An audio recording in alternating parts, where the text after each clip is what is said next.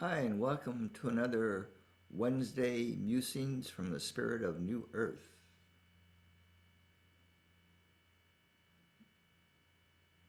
Today, I'd like to share a bit about my disappointments in my life. I've had a lot of time to reflect in the last 3.5 years on my life, doing, I guess you could say, mini life reviews so I could come to resolution with many emotional states that I wasn't able to process at that time. So one of the major ones was disappointment. And I'm not necessarily speaking about disappointing my parents because of bad behavior or not getting good grades in high school. Although I'm sure I did disappoint them in their eyes with not being successful, like financially and like getting married, having a job, raising kids, having a dog and a cat, the American dream. But as I reflect back on my life, maybe that was one of the most important things that has challenged me in a way, unknowingly on that level at that time. But this whole thing of being disappointed that I couldn't find a girlfriend going to college, and I always thought, in my mind, when I was in high school, that hey, that'd be great if I could find a lovely woman in college to marry, and maybe not necessarily raise a family, but a life mate, playmate, life partner. Never happened.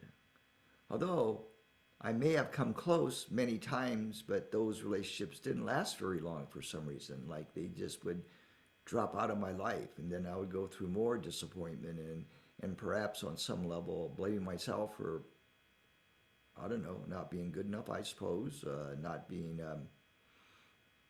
smart enough.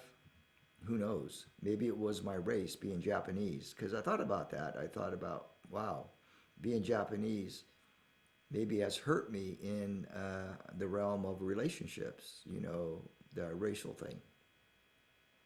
Yeah, I should think about that a lot. But now I look at it as a positive thing of being the kind of body that I have. Okay, but getting back to disappointment, I ran a lot of that emotion trying to always find the right place to live. And there was a time, a 20-year period in my life where I just was moving literally every 6 months. Could not find the right place to rent, could not find the right housemates. Just was very unsettling, I suppose. So I had a lot of disappointment energy around that. Not so much in college, although it took me 10 years to get my master's degree. I knew that I had succeeded on that level, but it took a lot of hard work and a lot of patience, and I don't know how I made it through the last 2 years of my college life. It's a miracle that I graduated. It really is a miracle. Don't know how I did it.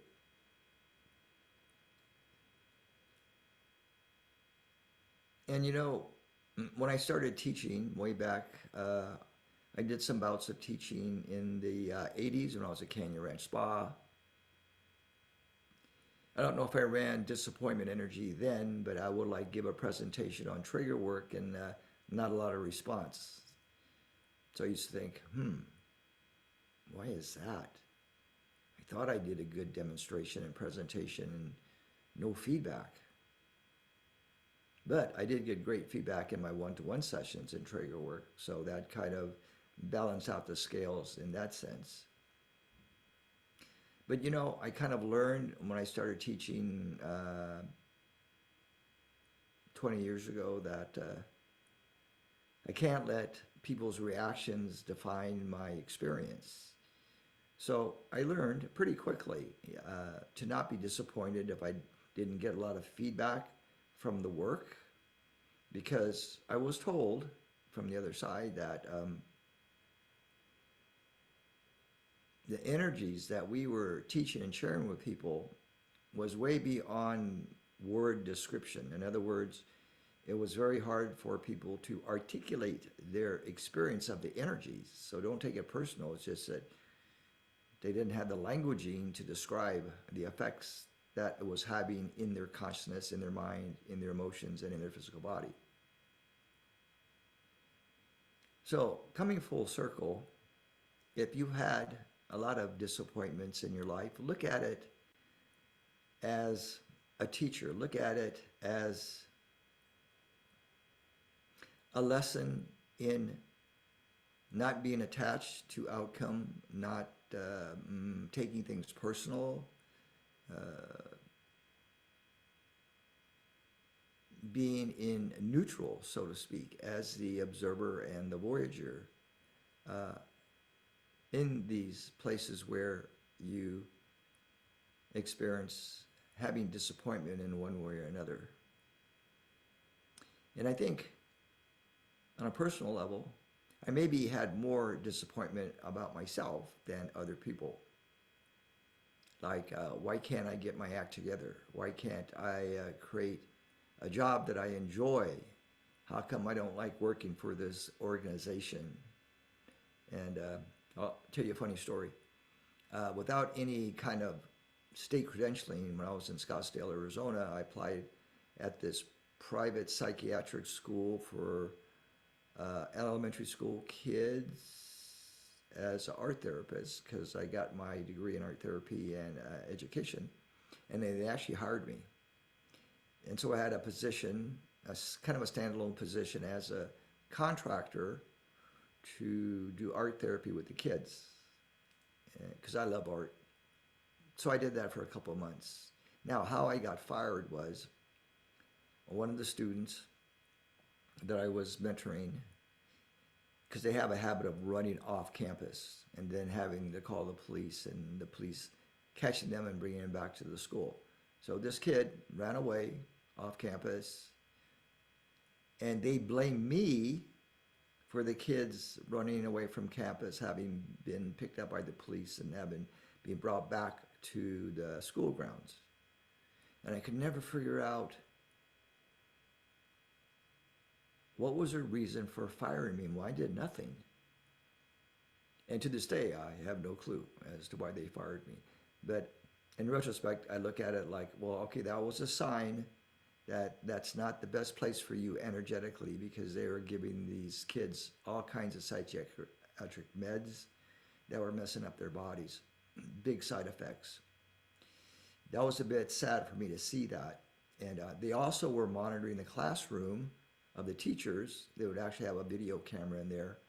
And so they would pick up the sound and the video of who's ever was doing anything in that classroom.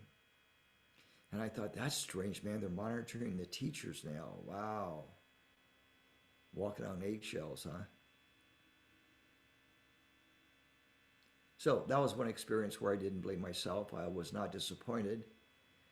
But I looked at it like, okay, now what am I going to do about money and my life? And so I struggled a bit for some more time. And then eventually ended back staying with my folks for 12 years when I thought I was only going to stay there for a few months to get my act together. So I guess that was another huge 12-year disappointment of like, wow, I can't get my act together, man. I don't have any friends here other than my cousin. I'm in the Bay Area with all this noise and traffic and pollution, and I really hated it. But that was part of my dark night of the soul lesson. And yeah, I used to think in the evenings, sitting in the backyard of the house, just thinking, God, am I ever going to make it through this?